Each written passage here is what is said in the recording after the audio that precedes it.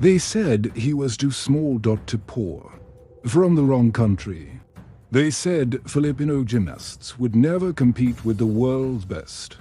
But on August 3rd, 2024, a 24-year-old Filipino stood on the floor exercise mat at the Berkey in Paris, and what happened next shocked the entire world. This is the complete and told story of Carlos Yulo, the boy from Manila who refused to accept limits and became the first Filipino athlete to win two Olympic gold medals in 100 years of Philippine Olympic participation. Let me take you back to where it all started. Manila, a public playground where children ran, played and tumbled. Among those children was a small boy, maybe 6 or 7 years old, who couldn't stop flipping and tumbling whenever he got the chance. His name was Carlos, but everyone called him Caloy. While other kids played basketball or ran around, Caloy kept tumbling, over and over, copying moves he saw from older kids who competed in regional sports festivals. His grandfather, Rodrigo Boy Frisco, watched him carefully. There was something different about the way this boy moved, something special in how fearlessly he threw his body through the air. One day, Mang Boy brought young Carlos to the Rizal Memorial Sports Complex. They arrived early for a gymnastics competition. Waiting outside before the gates opened, Carlos couldn't sit still. He started tumbling on the grass, flipping, twisting, practicing moves he'd seen. Over and over, he tumbled, completely lost in his own world. Mang Boy let him play, not realizing that someone was watching. Members of Team Philippines noticed this small boy tumbling with raw natural ability. They approached Mang Boy with questions. Where does he train? Who's his coach? Mang Boy answered honestly. Dito Lang. Wala kaming formal training. Just here, we don't have formal training. The coach looked at Carlos, then back at Mang Boy, and said words that would change everything. Dalhin mo sa gymnastics pakamatongopsia. Bring him to gymnastics. Maybe they'll accept him. But there was a problem. Formal gymnastics training cost money that Carlos's family didn't have. The Yulo family wasn't wealthy. They lived in Levriza, Manila, in modest circumstances. Carlos's parents worked hard to support their children, but expensive sports training simply wasn't in the budget. Most Filipino families in similar situations would have given up at this point, accepted that gymnastics was for wealthier kids, for families who could afford private coaching and equipment. But Mang Boy saw something in his grandson that he couldn't ignore. Carlos had a gift. And gifts like that shouldn't be wasted because of money. So young Carlos did something bold. He snuck into the Rizal Memorial Sports Complex and started training on the trampoline. He didn't have permission. He didn't have money to pay. He just showed up and started practicing. The facility manager could have kicked him out, called security, banned this unauthorized kid from the premises. Instead, he watched Carlos jump, flip, and tumble with natural talent that couldn't be taught. Impressed by what he saw, the manager made a decision that would change Philippine sports history. He agreed to train Carlos for free. That's how it started. Not in some fancy gymnasium with state-of-the-art equipment, but in a public sports complex with a manager who saw potential in a small Filipino boy who refused to give up. Carlos began formal training at 7 years old under teacher coach Ezra Canlas at Rory, Quezon Elementary School in Mallet. He trained hard, representing the National Capital Region's gymnastics team in the Philippine National Games while still in primary school. Through the support of the Gymnastics Association of the Philippines, Carlos was able to attend Adamson University in Amita for his secondary education. He also trained at Club Gymnastica in Capital U, Pasig during his early years. But being exceptional in the Philippines wasn't enough. The harsh reality was that gymnastics wasn't popular in the Philippines compared to basketball or boxing. World-class training facilities barely existed. Coaching at international elite levels was limited. Equipment was often outdated or inadequate. If Carlos wanted to compete at the highest levels, if he wanted to become a world champion, he would need to train where the best gymnasts trained. That meant leaving the Philippines. That meant leaving his family. That meant moving to Japan. The decision tore at Carlos's heart. He was still a teenager when he made the choice to relocate to Japan for better training opportunities. His family made enormous sacrifices to support his dream. They would see him rarely, communicate mostly through video calls, miss birthdays and holidays together. Carlos sacrificed Christmas with his family, staying in Japan to maintain his training regimen even during the loneliest times of year. For 3 years, Carlos trained in Tokyo under Japanese coach Manihiro Kujimiya. Kujimiya was strict, demanding, pushing Carlos through grueling training sessions that tested every limit. There were times when I imposed a strict training regimen on him, Kujimiya later recalled. But Carlos never complained, never quit.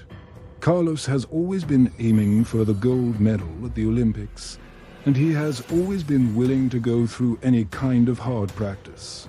I am the best witness to Carlos' hard work, Kujimiya said.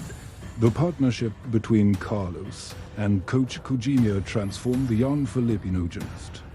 Training at facilities like Taikyu Senior High School, Izumi Swallow Taiku Club, Sugahara Gymnastics Center, and Togashukai Gymnastics Club, Carlos refined every aspect of his technique. The Japanese Olympic Committee, Japan Gymnastics Association, and Taikyu University all supported his development. Carlos was learning from one of the best gymnastics systems in the world. He was building muscle, perfecting routines, developing the power, speed, and agility needed to compete at elite international levels. But he was also learning to be alone, to sacrifice everything comfortable and familiar for a dream that most people said was impossible for a Filipino. Then came the breakthrough moment. October 2018, Doha, Qatar. The World Artistic Gymnastics Championships. Carlos competed in the men's floor exercise and won bronze. It was the Philippines' first ever medal at the World Championships. It was also the first time a Southeast Asian male gymnast had won a World Championship medal. The Philippines celebrated, but Carlos knew this was just the beginning. He had proven he could compete. Now, he needed to prove he could win. October 2019, Stuttgart, Germany. The World Artistic Gymnastics Championships. Carlos stepped onto the floor exercise mat for the finals. This was the moment everything had been building toward. All those years of tumbling in Manila playgrounds, all those sacrifices his family made, all those lonely Christmas holidays in Japan training while others celebrated. Carlos performed his routine with precision and artistry that left the audience breathless. When his score flashed 15.30, history was made. Carlos Yulo had won gold at the World Championships. He became the first Filipino and first Southeast Asian world champion in artistic gymnastics. At just 19 years old, he was one of the youngest ever to claim this prestigious title. The boy from Manila who snuck into training facilities because his family couldn't afford fees was now a world champion. The Philippines erupted in celebration. Finally, a Filipino athlete was standing at the absolute top of world competition in a sport traditionally dominated by Americans, Russians, Chinese, and Japanese. Carlos had proven that size, resources, and nationality didn't determine champions' talent. Determination and heart did. But success brought new pressures. Expectations soared. Everyone assumed Carlos would dominate at the Tokyo 2020 Olympics. The weight of an entire nation's hopes rested on his young shoulders. Then came the disappointment. Tokyo 2020. Held in 2021 due to the pandemic. Carlos competed but didn't medal. He left Tokyo empty-handed, devastated, feeling like he had let everyone down. Critics who had praised him months earlier now questioned whether his world championship gold was a fluke. Some said he cracked under Olympic pressure. Others suggested Filipino athletes simply couldn't handle the biggest stages. The failure weighed heavily on Carlos. His relationship with Coach Kujimiya began showing cracks after his less-than-stellar performance. Personal differences emerged. Training sessions became tense. In May 2024, just months before the Paris Olympics, Carlos made a shocking decision. He parted ways with Kujimiya. "I feel like I've outgrown our relationship," Carlos explained. Many saw this as a disaster. Carlos was leaving the coach who had guided him to world champion status. Just months before the Olympics, critics said he was making a catastrophic mistake. That emotions were clouding his judgment. That he would regret this decision when he failed again in Paris. But Carlos knew something they didn't. Sometimes you have to break away to grow. Filipino coach Aldrin Costeveta took over Carlos's training. Together, they built a new training regimen focused on power while maintaining speed, agility, and lightness. Carlos trained at the land's training facility, working on his body, building muscle for power, perfecting his routines. Every day was grueling. Every session pushed him to his absolute limits. But Carlos welcomed the pain because he knew what was at stake. This was his redemption tour. Carlos was also working on something revolutionary, a triple back pike on floor exercise, named after 2019 World All-Round Champion Nikita Nagorny. He practiced a front handspring double pike vault that left coaches stunned. He emphasized perfecting his entry onto the vaulting table while performing Kosamatsu-style vaults. Carlos wasn't just training to compete in Paris. He was training to dominate. August 3rd, 2024, Paris, France, the Berck Arena. Carlos stood backstage, preparing for the men's floor exercise final. 3 years of disappointment from Tokyo. Months of criticism for leaving his coach. A lifetime of people saying Filipino gymnasts weren't good enough. All of it came down to this moment. Carlos stepped onto the mat. The music started, and Carlos Yulo performed the routine of his life. Every flip was perfect. Every twist was precise. Every landing was flawless. He concluded with his signature 3.5 twist dismount. Landing so perfectly it looked effortless. The crowd erupted in thunderous applause. When his score appeared 15.00, Carlos knew he had done it. Gold medal. The Philippines' second ever Olympic gold medal. The first Filipino man and first Filipino gymnast to win Olympic gold. Carlos stood on the podium, tears streaming down his face, and whispered words of gratitude. "I'm feeling so grateful. This medal is for God. He protected me, as always." Back in Manila, Mangboy watched on television, crying tears of joy, remembering the little boy who tumbled endlessly in playgrounds. Carlos's family celebrated, knowing their sacrifices had brought their son to this golden moment. But Carlos Adriel Yulo wasn't finished. August 4th, 2024, the very next day, Carlos competed in the men's vault finals. Having won gold the previous day, he could have played it safe, secured a silver or bronze, and gone home a national hero. But that wasn't enough. Carlos's first vault was devastating, a score of 15 for a 3-3, the highest score achieved in the entire event. His second vault scored 13.8. His final average, 15.116. Gold medal. Again. Carlos Yulo became the first Filipino athlete to win 2 Olympic gold medals.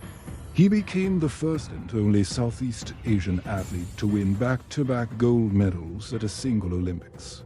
He bested athletes from Armenia, the United Kingdom, Croatia, Ukraine, and Iran, countries with far more resources and gymnastics infrastructure than the Philippines. Winning yesterday took away all of my stress, Carlos said after his second gold. Today I was more chilled and relaxed. It helped me give it all because there was nothing to lose anymore. And that's what happened. It's so crazy. I don't know what to feel right now. The world that had dismissed Filipino gymnasts was now studying Carlos Yulo's techniques. Sports analysts who said Filipinos were too small to compete in gymnastics were now marveling at how Carlos's compact build gave him advantages in rotation and control. Critics who said leaving coach Kujima was a mistake were proven spectacularly wrong. Even Kujima himself, who was part of a gymnastics delegation in Paris, watched Carlos's gold-winning performances from the venue sidelines with pride, despite their separation. Kujima told reporters, "I am the best witness to Carlos' hard work. The respect between coach and athlete remained, even after they parted ways. When Carlos returned to the Philippines, the country showered him with love and rewards. A luxury condominium, lifetime free meals at restaurants, cash incentives from the government and private sector. But the greatest reward was seeing Mengboy's face when they reunited. His grandfather, who first brought him to gymnastics training, who believed in him when he was just a tumbling kid in a playground, was now watching his grandson being celebrated as a national hero. I'm very excited to see him again," Mangboy said, his voice filled with emotion. Carlos's younger siblings, Ildru and Eliza Yulo, are now training in gymnastics too. Ironically, they're training under coach Munehiro Kujima in Japan, the same coach Carlos left before Paris. Their mother, Angelica Yulo, confirmed the news. The Yulo family's gymnastics legacy continues. Inspired by Carlos's achievement, thousands of Filipino children are now enrolling in gymnastics programs across the Philippines, dreaming of becoming the next Carlos Yulo. Gymnastics facilities that struggled for funding are now receiving support. The sport that was once dismissed as irrelevant in basketball-obsessed Philippines is now thriving. But Carlos's story isn't really about gymnastics. It's about a Filipino boy who refused to accept the limits others placed on him. It's about a grandfather who saw potential and nurtured it. It's about a family that sacrificed everything to support a dream that seemed impossible. It's about a young man who left his country, trained alone during holidays, endured criticism when he failed, had the courage to change coaches months before the Olympics, and then delivered the greatest performance in Philippine sports history. They said he was too small at 4 feet 9 inches. They said the Philippines didn't have the resources to produce world-class gymnasts. They said Filipino athletes would never dominate at the Olympics. Carlos Yulo proved them all wrong. Not with words, but with 2 gold medals hanging round his neck. Not with excuses, but with perfect scores that silenced every critic. Not by accepting limits, but by shattering them. This is Carlos Edriel Yulo. This is the boy from Manila who tumbled in playgrounds and became an Olympic legend. This is the Filipino who showed the world that greatness has no size requirements, no nationality restrictions, no resource prerequisites. This is proof that when a Filipino has a dream and refuses to quit, when a Filipino is willing to sacrifice everything for excellence, when a Filipino steps onto the world stage with heart and determination, we don't just compete. We conquer. If this story inspired you, please hit that like button. Share this video with fellow Filipinos who need to hear this, and subscribe for more untold stories of Filipino excellence. Mabuhaying Filipinos.